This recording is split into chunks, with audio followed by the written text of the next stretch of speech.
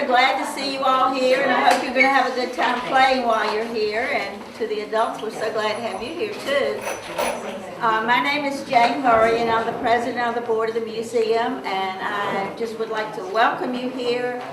And I would certainly like to thank the Kiwanis Club that donated money for us to build this room. Well, the room was here, but it wasn't a children's room. It used to be the old shop, if you remember shopping here before. But we've made it into a children's room, and there's lots of room to play, and we have a kitchen, we have all kinds of things here. It's close to the restrooms. It's a good place for kids to come and have birthday parties or have various kinds of classes. And we're just so grateful to the Kiwanis Club for funding this for the museum. And now I would like to introduce Cedric Hairston.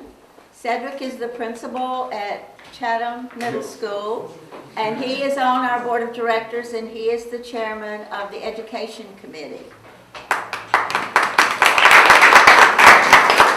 Thank you, and thank everyone for taking our time out of your busy schedule this afternoon to come out and to be a part of what we're considering one of the most exciting things that have taken place in the museum over the course of the past year. Something that's positive, something that will have a great, wonderful impact to the Dan River region, and we are just so excited. We know that historically in the past, the museum has always been a place to where you observe, don't touch, look, don't put your hands on anything. And so today we can help to break that mold of a traditional museum by making it an opportunity for engagement. And so we are so excited about these young folks, because we know young folks don't like to just keep their hands in their pockets. They like to get busy and to get excited about things. And so we know that with the educational programs that are going to be taking place within this building, it's going to really enhance the Dan River region and really to provide the art impact that we know that it can have. And so again, to Buzz Ken, to all of his folks with the Kiwanis, we are so grateful for your generosity in allowing for this to become a reality. And so for that, we say thank you so much to your organization. Also, I'd like to introduce Mr. Fred Motley. He is also a part of our museum education committee, and a wonderful individual, and is a great supporter for the arts in our community. And so we're glad to have him here. And also, of course, the Honorable Mayor, Mayor Saunders is here. We thank you for your support, and we are trusting in your support in our museum in the future as well. So thank you so much for what you're doing for our community and for our great city. So at this time, I guess we'll turn over to these two gentlemen here. Okay. Thank you so much. We're so glad to be here. We're going to tell you a story, and there are two things that I need for you to do. First of all, we're going to do a storyteller chant, and that is we're paying honor to all storytellers. So I want you to repeat after me. And then when you see me do my hands like this, we can stop repeating, and then I can tell you the story. And so we'd like for everyone to honor storytellers. Here we go.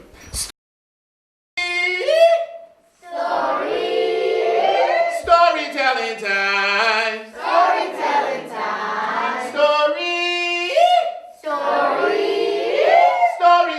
time. Storytelling time. Na na na na na na na na na. Na na na na na na na. Storytelling time. Storytelling time. And now we can tell the very first story. But I need your help. You see, this story is about a little girl named Liza Lou, who lives in the Yellow Belly Swamp. Now, in the Yellow Belly Swamp, Liza Lou would compound all kinds of danger. But Liza Lou is a smart girl. And wherever she goes in that swamp, she has a song that she likes to sing. I want you, when I get into the story, help me to sing the song. And so I'm going to share the song with you first. The song is this. Oh, Liza Lou, in the Yellow Belly Swamp, in the Yellow Belly Swamp. Oh, Liza Lou, in the Yellow Belly Swamp, in the Yellow Belly Swamp. Oh, Liza Lou, in the Yellow Belly Swamp, in the Yellow Belly Swamp. Oh, Liza Lou. You think we got it? Let's try it one time, everybody. Oh, Liza Lou, oh, Liza Lou, in the yellow belly swamp. Oh, Liza Lou, oh, Liza Lou, in the yellow belly swamp, in the yellow belly swamp. Oh, Liza Lou, oh, Liza Lou, in the yellow belly swamp, in the yellow belly swamp. Oh, Liza. Very good. Story begins on the day that Liza Lou's mom said to her, Honey Bunch, I want you to take these here sweet potatoes over to your grandmama's house, cook them for her. She's really mighty poor, but you be mighty careful in that yellow belly swamp. Then Liza Lou didn't have to be told twice. She took those sweet potatoes, put them in her canoe. She got in her canoe. She got her pole and started going to her grandma, singing her favorite song. Help me sing her song. Oh, Liza Lou, in the yellow belly swamp, in the yellow belly swamp. Oh, Liza Lou, in the yellow belly swamp, in the yellow belly swamp. Oh, Liza Lou, in the yellow belly swamp, in the yellow belly swamp. Oh, Liza Lou. Now, Liza Lou had heard that in that swamp lived a swamp hawk. He lived in old boarded up buildings, and when you came past his building, he would jump out and snatch you away. Sure enough, as Liza Lou came past that building, that old swamp pump jumped and said, Liza Lou, I'm gonna snatch you away. Ooh, Liza Lou was scared, but Liza Lou was a smart girl. She said, oh, Mr. Swamp Hunk, you can snatch me away, but don't snatch my sweet potatoes. Take them over to my grandmama's house and cook them for her. That Swamp Hunk looked at Liza Lou. He said, girl, don't you tell me what to snatch. I'm going to snatch those sweet potatoes, take them over to your grandmama's house, cook them, and then I'm going to come back and snatch you. And that's just what he did. He snatched those potatoes, ran over to grandmama's house, went right in her kitchen and started cooking those sweet potatoes. Now, everybody knows that grandmama, she's a sweet old lady through the yellow belly swamp. But she don't allow nobody in her kitchen that she didn't actually come in there. So she took that skillet, she sneaked up behind him and ran him right on out of her house. Well, by the time Liza Lou came, grandmama had cooked those sweet potatoes, and they sat there and had a delicious meal. Then she said, Liza Lou, I want you to take these here bundle of dirty clothes, boil them clean for me, bring them back, and I give you your very own pecan pie. Well, you be mighty careful in that yellow belly swamp. Liza Lou didn't have to be told twice. So she took that bundle, put it in her canoe. She got in the canoe, got her pole, and started to pole through the swamp, singing her song. Help me, please. Oh, Liza Lou, in the yellow belly swamp, in the yellow belly swamp. Oh, Liza Lou, in the yellow belly swamp, in the yellow belly swamp. Oh, Liza Lou, in the yellow belly swamp, in the yellow belly swamp. Oh, Liza Lou. Now, Liza Lou had heard that in that swamp you could find a swamp witch. And she always had a big pot of boiling water. And if she got a hold of you, she would dunk you in there. But sure enough, as she was coming around that bend, she heard that old witch say, Liza Lou, I've been waiting on you. I'm going to put you in my boiling water. Ooh, Liza Lou was scared. But she said, oh, Miss Swamp Witch, you can put me in that boiling water, but don't take this bundle of mine like a child and put it in that water. That witch said, girl, don't you tell me what to put in my water. I'm going to put that bundle in there, and then I'm going to put you in there. And that's just what she did. She snatched that bundle, put it in her boiling pot of water, got her stick, and started stirring it around. She said, this don't smell like no child. Liza Lou said, maybe if you lean just a little bit closer over that pot. That witch leaned over, Liza Lou took right behind her, pushed her in that boiling water. Ooh, she came out screaming and running right on them. Well, Liza Lou took that stick, kept on turning those clothes until they were clean. She threw them up in the air, the wind dried them. She caught them, she folded them up, and she went right back to her grandmama's house. Gave her that clothes, and her grandmama had baked her own pecan pie. When she got home, her mama said, Liza Lou, you're going to have to take the trash down to the dump, but you be mighty careful down there. Liza Lou didn't have to be told twice, because she had heard that in that dump lived a gobbledygook. And he would gobble up everything. Liza Lou got in that wagon. She clicked those horses, and she went on down to the dump.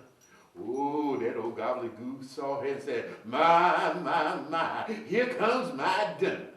Then he jumped out in front of her and he said, Liza Lou, you know I've been waiting on you. Ooh, Liza Lou was scared, but she was a smart girl.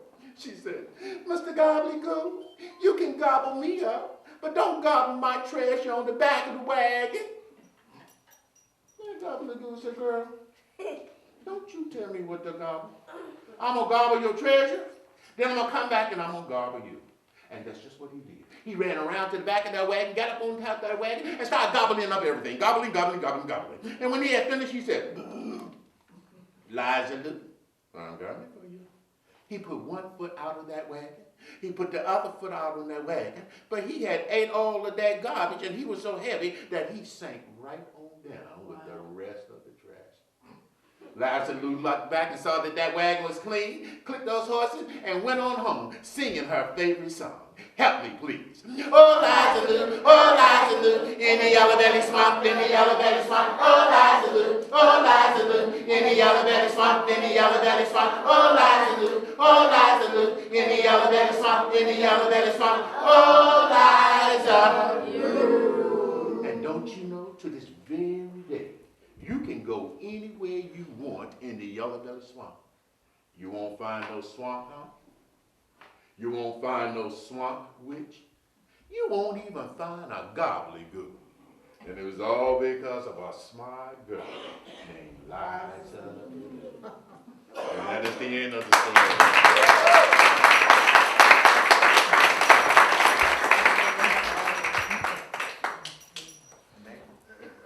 Mayor Saunders, would you please join us and have some words? Good afternoon. Good afternoon. To follow a school principal and a professional storyteller is very, very frightening.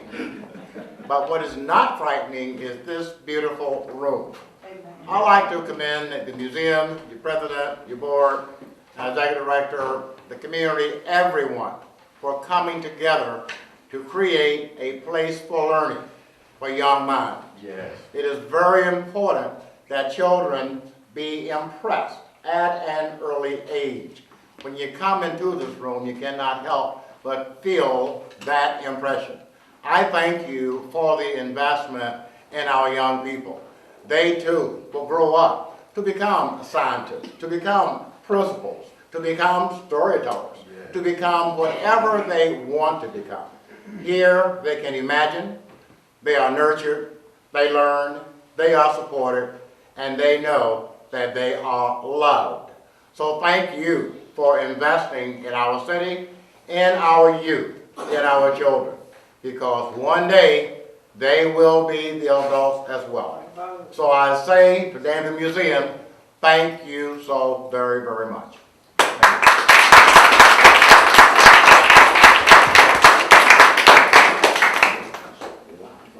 Mr. Kent, would you please share some words with us? Thank you. It's going to be really tough to follow these two outstanding things. I'm glad Sherman and I flipped a coin to see which one. Sherman lost. But anyway, if you think about your most valuable possession, and what is your most valuable possession? Sure. It's your children. Yes. And listening, and look at these little children as they listen to the story and the smiles on their face, and they were really into it. So we appreciate everything that the museum does for the community. I wrote down a little talk here, and I know you're not supposed to read it, buddy, but I'm going to have to read this. It sounded pretty good to me, so I hope it sounds pretty good to everybody else. I'm referring to Buddy Raleigh, who is here from the City Council today. The Kiwanis Club of Danville. The reason I'm here, I am president of the Danville Kiwanis Club Foundation this year. Very proud of that position. It was established more than 25 years ago to help make Danville and the surrounding area a better place to live. Since 1997, the foundation has made 11 grants to the Danville Museum of Fine Arts and History, totaling over $400,000 to support educational programs, make renovations, and to help purchase a house on Sutherland Avenue, which currently houses administrative offices.